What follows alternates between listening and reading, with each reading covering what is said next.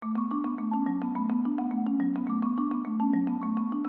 Macau ay isang maliit na rehiyon ng China. Meron lamang itong land area na 33 square kilometers, kasing laki lang ng Dumaguete City. Maliit man pero isa ito sa pinakamayamang teritoryo ngayong 2023 kung ang pagbabasehan ay ang GDP per capita by purchasing power parity. At alam mo ba, ang gobyerno ng Macau ay walang utang sa sinumang bansa. Kaya naman lahat ng residente doon ay binibigyan ng pera ng gobyerno bawat taon. 10,000 makanis patakas o humigit kumulang 69,000 pesos ang ayudang ibinibigay sa mga permanent residents ng Macau. Ayon sa ating kababayang OFW na nagtatrabaho sa Macau, ang basic na sahod daw ng isang hotel room attendant doon ay nasa 10,000 to 12,000 MOP o nasa 69,000 to 82,000 pesos sa isang buwan. Ayon naman sa ating isa pang kababayan na si Alex in Macau, minimum lang daw na sahod yung 69,000 pesos per month para sa hotel workers doon. Maaari pa daw umabot ito sa 100,000 pesos per month depende sa work experience at job position mo. Pero bakit kaya napakayaman ng Macau, ganung hindi naman sila mayaman sa natural resources tulad ng gas at oil? Saan ba nagmumula ang kanilang yaman? Ang Macau o Macau SAR ay isang special administrative region ng China. Tulad ng Hong Kong, meron silang sariling gobyerno pero parte pa rin sila ng China. Napakaliit lamang ng Macau pero meron itong estimated na populasyon na nasa 682,000. Kaya naman, itinuturing itong pinakamataong teritoryo sa mundo. Maliit pero napakayamang teritoryo, small but terrible ngang maituturing. At dahil konti lamang ang populasyon ng Macau, ibig sabihin mataas ang GDP per capita nito. Noong 2022, ang GDP per capita ng rehiyon ay nasa $32,415 per person. Ngayong 2023 naman ay napasama ito sa listahan ng mga pinakamayamang bansa sa mundo base sa GDP per capita by purchasing power parity. Ito ay ayon sa Global Finance. At ang sikreto ng kanilang pagyaman, sugal. Kung ang Amerika ay merong Las Vegas, ang China naman ay merong Macau. Tulad ng Las Vegas, kilala ang Macau sa kanilang world-class casinos. Kaya naman itinuturing ito bilang Asia's gambling mecca o Las Vegas of the East. Naging pundasyon ng ekonomiya ng Macau ang pagsusugal. Ang Macau lamang ang natatanging lugar sa China kung saan ang pagsusugal ay legal. Paano ba ito nagsimula? Noong ika-16 na siglo, itinuturing ang Macau na mahalagang trading port ng China sa mga kanlurang bansa. At noong 1557 nga, ang panahong maituturing na golden age nang magtatag dito ng permanenteng trading settlement ang Portugal at nagbabayad sila ng silver sa mga Chinese taon-taon bilang upa. Pero nang maging mas popular ang Hong Kong bilang trading port, naisipan ng gobyerno ng Macau na mag-focus sa ibang industriya. Dahil popular sa mga Chinese immigrants na manggagawa ang pagsusugal bilang libangan, nagdesisyon ang pamahalaan na gawing legal ang pagsusugal sa rehiyon noong 1847 para makahikayat ng turista at nagpataw sila ng buwis dito. Pagdating ng 1887 ay naging kolonya ng Portugal ang Macau. Taong 1962 nung buksan ang kauna-unahang kasino, ang Hotel Estoril. Simula nga noon ay namayagpag na ang industriya ng pagsusugal sa Macau. Ayon sa Business Insider, sa ngayon ay merong 41 casinos ang Macau. Marami dito ay kabilang sa mga pinakamalalaking casino sa mundo. Nandyan ang The Venetian na doble ang laki sa counterpart nito sa Las Vegas. Kinikilala ito bilang pinakamalaking casino sa Asia. Nandyan din ang Wynn Palace, City of Dreams, Galaxy, Wynn at Ponte 16.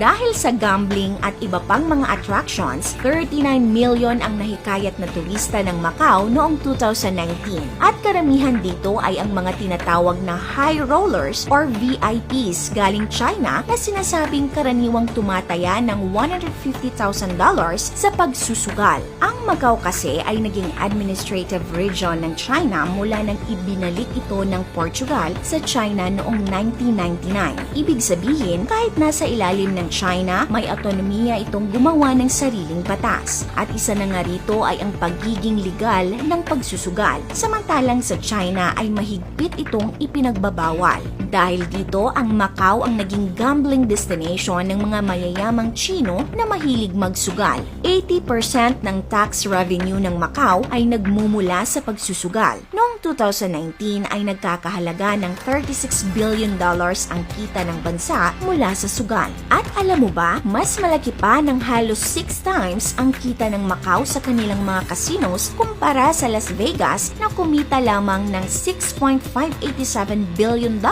noong 2019. Siyempre, ang numero unong makikinabang sa yaman ng Macau ay ang kanilang mga mamamayan. Taong 2008 nung ipinatupad ng Macau ang tinatawag na Wealth Partaking Scheme kung saan ang mga Macanese ay nakakatanggap ng taunang dibidindo mula sa gobyerno. Ayon sa programa, ngayong 2023 ang mga permanent residents ay makakatanggap ng 10,000 Macanese patakas o humigit kumulang 69,000 pesos. Samantala, ang non-permanent residents naman ay makakakuha ng 6,000 Macanese patakas o humigit kumulang 41,000 pesos. Bago magpandemya, inaasahang makukuha ng Macau ang distinksyon bilang pinakamayamang lugar sa buong mundo pagdating ng 2020. Pero di inaasahang babaguhin ang takbo ng pagyaman ng Macau nang mangyari ang COVID-19 pandemic.